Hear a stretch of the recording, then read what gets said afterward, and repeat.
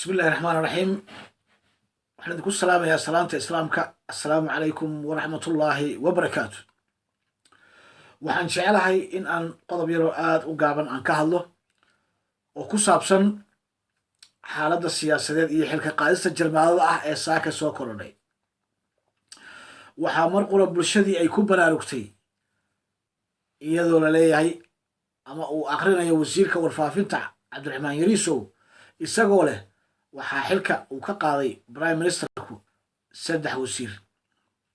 haddaba maxay kuula eg tahay arrintaas? mana hagaagsanaa ila tahay aniga qaab ahaan wax hagaagsan ma aha in wasiir aan lagu xilkiisi waayayo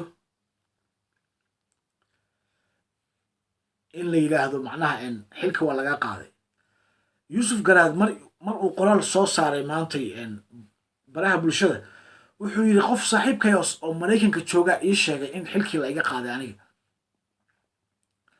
juuxana wuxuu yidhi anigoo qabanqaabinaya booqashadii madaxweynaha ee uu ku tegi lahaa garowe ee puntland ayaan maqlay in xilkiiba la iga qaaday.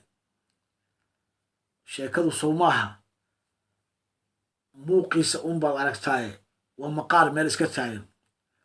wanka madaxiisiyo macashaan cunaa.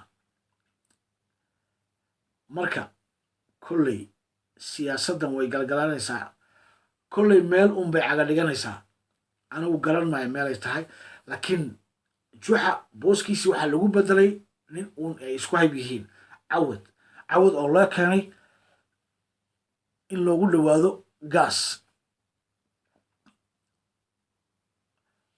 laakiin ma kula tahay gaas in uu bedelayo jawigii hore uu ku sugnaa?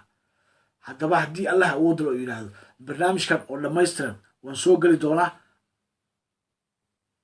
maalmaha soo socda haddii aan fursad hel, haddii allah awoodda loo yidhahdo. waana mahadsantihiin.